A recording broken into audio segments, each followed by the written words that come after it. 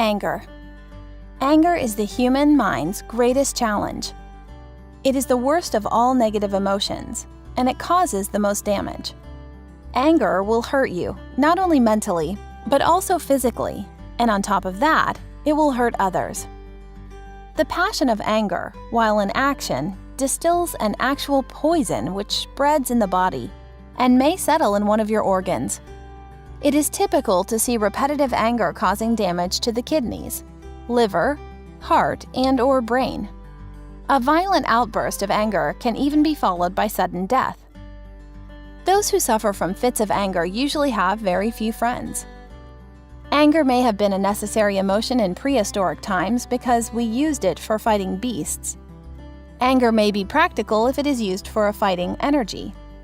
Even today, when a nation is at war, its leaders encourage anger so that it can be used to fight without mercy.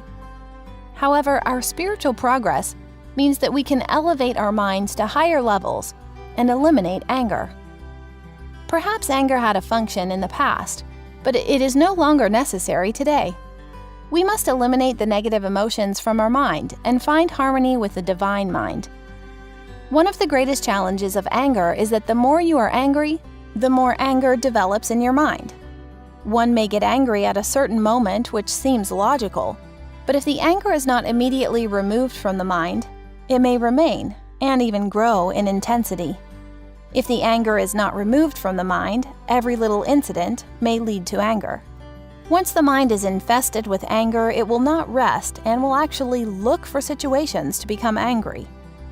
Irritation, anger, fury, and rage are only various degrees of the same reaction. They only find expression if the human mind refuses to rest, and if one does not realize the higher truths of being.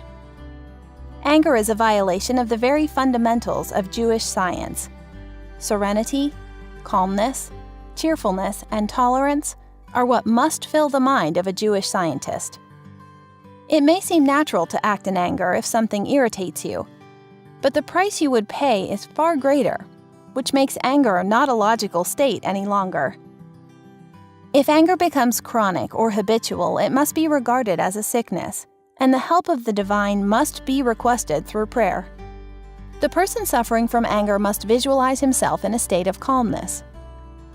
This should be done at definitive periods in the morning and evening. This should be done in a meditative state similar to exercising the removal of any other physical pain.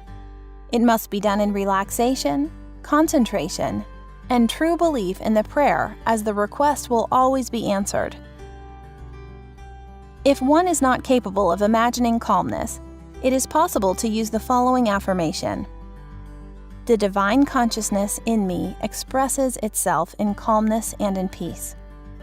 This affirmative prayer should be practiced twice a day and whenever a situation occurs which may lead to anger. Affirmations should be practiced in a meditative, relaxed fashion, but in the case of anger, they can be practiced while walking. In either case, the prayer will always be answered and anger will be eliminated from the mind. If these techniques do not help, it is recommended to invite a professional JS practitioner to help.